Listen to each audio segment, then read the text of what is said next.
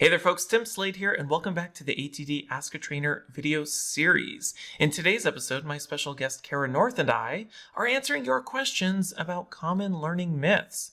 So stay tuned.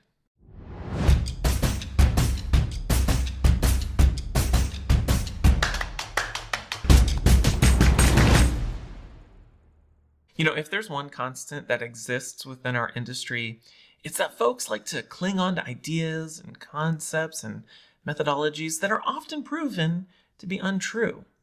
And for reasons that make absolutely no sense to me whatsoever, these myths have a way of constantly re-emerging and living on, despite them being proven false again and again and again. And so that's why I decided to invite Cara North to help me tackle and debunk some of your most common questions about common learning myths. So let's get to it. Hey, Cara North, thank you so much for joining us for this month's ATD Ask a Trainer episode. How are you doing? I'm great. How are you, Tim? I'm doing fantastic. For those of who's watching who don't know, Cara North and I know, we've been following each other online for however long, but we only met in person the first time, I think. I'm not 100% sure, but I think it was ATD ICE in DC back in, was it 2019 before the pandemic? No, it was before Did that. we meet before that? I guess I must be forgettable. Oh, yeah, no. We met in 2018 in Phoenix, TLDC. Oh, that's right. I totally forgot about that. Yes, we did meet at TLDC. I totally forgot about, because it's been a while since they've done that, and we so long. We haven't done that. Yeah. Okay, so we go back further than I realized. Yes, because I was still working at GoDaddy at the time, and you were helping run the TLDC conferences. So we go back a little bit of ways. But one of the things I've always appreciated about you is you like to tell it how it is. And to put it kindly. And the reason why I chose to have you on this month's episode is because I think with a lot of the learning myths out there, and there are tons of learning myths out there, sometimes it helps to have somebody who can tell it like it is. And so I'm happy to have you. I'm glad that's my purpose, but let's do it. I'm excited. Okay, cool. All right, well, let's get to our first question. So our first question comes from Karthik Richard. Hey, Karthik. And Karthik wants to know, is it true that learning styles aren't a thing, or do we just not have enough evidence to prove their usefulness? And one thing I'll say before we jump into this, we have a lot of questions on learning myths today, but I want to point out that I don't assume that people are really asking these questions because they don't know, but I think they're probably asking because they want to help us debunk them. So I should mention that before we jump in. So I don't know, Cara, what do you think about learning styles? I mean, that's like the number one learning myth people still tend to propagate out there. Yeah, so let's just kind of deconstruct and talk about maybe why learning styles is kind of a thing, right? I think that it is so ingrained kind of in the K through 12 culture. You hear about it in school. I think it's still in a lot of formal education programs. So I think that's kind of where it comes from. And at the sense, I mean, if you think about it, it kind of makes sense that people might have something that they prefer. And I think that is the key word here, Tim, is prefer, right? So I may prefer to get something audio, or I may prefer to get a video, etc., right? But that doesn't necessarily mean that biologically I learn differently from you because I have a preference, right? So that's where learning styles for me kind of loses and goes off the rails, because biologically we learn the same way. It's not necessarily what we prefer, but I don't think that basically because somebody does something one way or takes something in a certain way that means that they learn better or differently from somebody else. And two, if you think about it, gosh darn, it is really hard to hit all of those for everybody, for everything that we create, right? So if they were really a thing, gosh, we'd really have to be doing double, triple, quadruple duty in a lot of the stuff we make, right? Yeah, I totally agree. And I think, to your point, learners might have a preference on receiving content or how they receive that content, but I think it's more about the context or the nature of the content they're receiving. So for example, depending on what's being taught, if I'm being taught a hands-on task, yes, I would like to see it, but that that's less about to do with my preference. It's more about the nature of what's being taught, right? And so I think sometimes people misconstrue that, well, if it's best taught with a hands-on experience, those learners are hands-on learners. No, maybe the skill, it needs to be taught with a hands-on, experiential activity for it to be best be taught. It's more about the content, less about the learner preference. Would you agree with that? Yeah, Yeah. I agree. And absolutely. And if somebody wants to dive a little bit deeper into this, I know Clark Quinn has a great book that touches on this. It's ATD Press, Millennials, Goldfish, and Other Myths, I think is what it's called. But that's a great book to go to. Dr. Will Thalheimer has a lot of great stuff out there. And I actually think there's a challenge out there. If you can prove that learning styles are real, you can actually win money, Tim. I Oh, think it's up to like $5,000 or $6,000 now. If you can prove it, that you can win oh, money. that's So interesting. I didn't know that. I'll have to yeah. check that out. And for anyone who's curious, I think it's a 2014 study by the American Psychological Association. They did some research that showed there is no correlation to learners' preferences and outcomes as it relates to the delivery of the content. So there's research that says learning styles aren't a thing. So before we move on to the next question, so if learning styles aren't a thing, they're not. What should we, as instructional designers, learning professionals, be doing instead? Oh, that's a great question. Really, I think we need to focus on what are the outcomes of what it is that we want to accomplish with our learning experiences. So, if you're in higher education, you want to make sure that those learning experiences align to the program goals of that particular class in that particular program for the accrediting body. If you're in a corporate setting, you want it to be tied to a business goal. You want it to be tied to what somebody actually does on the job. Like, what do they actually need to do Mm-hmm. in that? And again, really remember anchoring them in the learning experience. The go to what's in it for me, making sure that they know exactly what it is that they need to do. If you focus more on an action base versus kind of these other things, I do think that you're going to be better Yeah, off. I totally agree. Yeah, the thing about learning styles is it's like saying, I like listening to music, so I must be an auditory learner. I like watching TV, so I'm a visual learner. And that's really that's not the case. So I agree with you. It's more about what's the desired outcomes. How is whatever you're teaching, how is that best taught or illustrated or demonstrated? And use that as your guide rather than these arbitrary. And how do you even begin capturing what all of your, if you're a corporate trainer, you have thousands of, how are you going to even begin capturing all of their preferred learning styles and then try to create to it? It's unrealistic. So yeah. All Absolutely. right. Fantastic question, Karthik, kicking us off with, I think, the most classic learning myth that exists out there. All right. So our next question comes from Kayleen Holt. Hey, Kayleen. And Kayleen wants to know, should we bother with Bloom's taxonomy or just focus on teaching what learners need to be able to do? This is a good question. I have mixed feelings about Bloom's taxonomy and its usefulness, but I'm curious to know what you think, Kara. Yeah, so from a higher education perspective, Bloom's taxonomy is still used in a lot of different programs. And the reason for it being used is a lot of kind of these standards that colleges are held to. So, for example, if you've heard of Quality Matters, some courses need to go through kind of those different guidelines in order to pass, in order to be put online. It does have something in there kind of about Bloom's taxonomy. So, I think that's why some of it still exists. But if you actually go back to like why Bloom's taxonomy was written, it was really focused on assessment, which is quite Mm, interesting. It's not really focused like on learning, but more of the assessment piece of it. So, and if you think about this pyramid, right? I don't know about you, Tim, but I don't feel like I fit in a box or a pyramid. So I know like learning, I don't think is very linear, right? Like if we look at learning, it's yep. kind of like a cycle and there's all these different things for it. So for me personally, like again, I do think it's really important to focus on what someone needs to do with the information that you're giving them, right? So for me, it's kind of yeah, it's not my thing.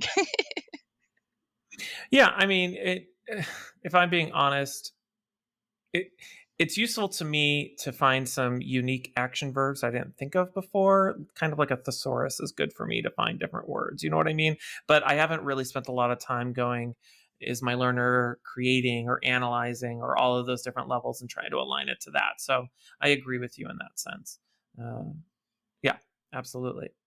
All right, fantastic. Okay, so our next question comes from Cheryl Oberlin. Hey, Cheryl, we all know you. Cheryl wants to know, does e-learning have to be interactive in order to be effective? I'll kick this one off. I mean, this one's in my wheelhouse. When I was, and I feel like I've said this line a million times before, but it's true. When I was brand new to the world of instructional design and e-learning, I remember constantly being bombarded by my peers and my boss at the time, telling me that in order to make my e-learning course effective, it needs to be interactive, or in order to make it engaging, it has to be interactive.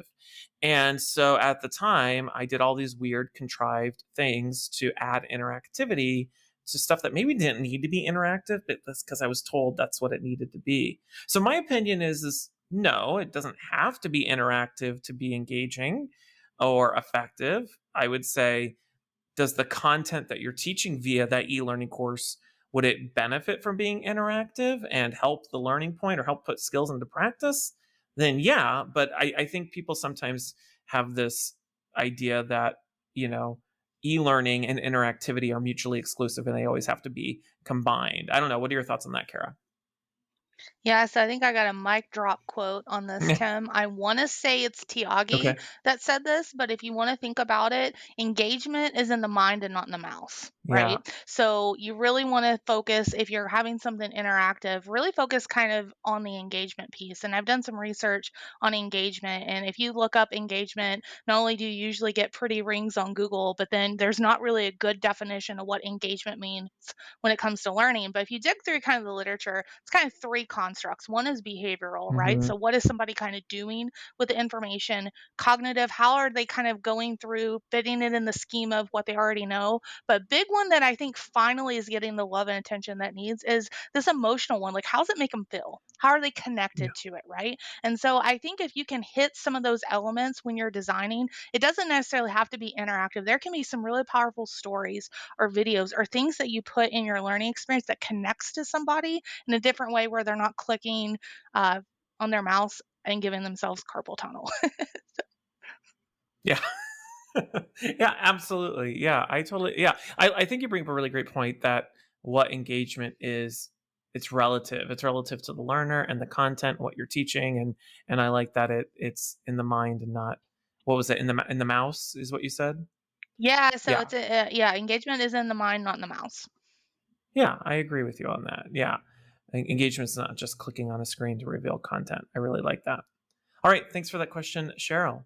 All right, so our next question comes from Heather uh, Idrozo. I apologize if I got your name wrong, Heather. Heather wants to know, and this is similar to Cheryl's question a moment ago, do click to reveal interactions truly offer any value to e-learning? This is an interesting question because I literally just did a video and blog post on this topic this week. So I'll kick this one off and then jump in, Kara. Do click to reveal interactions offer value? This is another one that you'll see if you do spend any time on LinkedIn or Twitter. You'll eventually hear people say something like, no, click to reveal interactions offer no value. You shouldn't use them. It's just clicking. And I, you know, it depends on how you're using them. In my opinion, if you're just using it for the learner to click and reveal content, that inherently doesn't really offer learning value. It's not the same thing as, say, a scenario based interaction or a performance based interaction where the learner is having to use their critical thinking skills. But I do think, in terms of the delivery of the content, if you're strategic, you can find value in a click to reveal interaction. Maybe you have a series of steps that are interrelated and you want the learner to explore each one in a particular order, or affinitize the information in some sort of meaningful way. Maybe it offers value. Or maybe you're providing support as part of a decision based interaction. Maybe the learner needs to complete a scenario, but they click to reveal additional content that might help them. That's an example of it. But I think where people struggle with click to reveal interactions is they add them thinking it's going to result in some sort of, miracle learning moment, when in reality, that's just not the case. It's just clicking to reveal information. The only thing the learner needs to know how to do is, click their mouse. I don't know. What's your thoughts on that, Kara? I like the miracle I learning. know. Maybe we should focus on what that would be, right? So I will say, I think one thing it can do is I think it can get people to slow down a little bit, Oh, I like right? that. So instead of like racing through, it can help them kind of stop, pause, maybe reflect a little bit. But yeah, I'm exactly kind of on the same page as you, Tim. I do think that you need to proceed with caution with it. I don't think it equates to any great experience right out of the gate, but it's kind of how you use it. And also just another cautionary tale with like click to reveal and also like drag and drop. These can be an Oh, accessibility yeah. nightmare. So be very, very careful when using these. Depending on your organization, these may be no goes for certain standards of the web content accessibility guidelines. So you might want to stay clear of them. Yeah, I totally agree with that. Yeah, so it's less about whether or not click to reveal interactions are effective or ineffective. It's more about can you really define how you're using them and how it benefits the content. And then, of course, the accessibility question, I think, is an important consideration as well. All right, very good. Okay, so our next and final question comes from Jonathan Wilson. Hey, Jonathan. And Jonathan wants to know, is it true that classroom training is always more effective than online training? Gosh, I have some thoughts on this. I've actually written a blog post on this, but I'll let you kick this one off, Kara. What do you think about that? Sure. I actually love this question a lot because this is something that's actually coming up kind of in my workplace too, because we do offer face to face still as an addition to e learning. So I think really it comes down to knowing your audience, right? So really getting to know kind of what your training population needs and what they prefer. I think that's really important. But if you're in a situation where there may be some folks that maybe aren't computer literate and may have difficulty even logging onto a computer, and yes, there are people like that in work organizations, ladies and gents. So please don't think that that doesn't exist. Totally does, especially if people are working from home. They might want a break, they might want different things. So I think it depends, but I do also think you can absolutely be bored to tears in a classroom and e learning, right? So I don't think either are unique in that sense. If you kind of ask the folks of how they prefer training, I think people will say, well, I could be bored kind of in either place. So again, I think it's depending on how you set it up. And I think Classroom can offer a lot of like social elements that e-learning can kind of struggle with at times. So if you kind of have a social group, that might be something that you might want to do, but you can also put it in like a discussion board in an Mhm. LMS or like a flip grid. I've seen that have pretty good success as well. So it kind of depends on how you want to do it. But I guess the big one for me is just know your audience, see what they prefer, and is the topic something that would benefit from a more social element like a classroom. Yeah, I totally agree with that. I think what I like about this question is it kind of alludes to a very common is trope the right word that I think, or one of the common pitfalls a lot of people run into.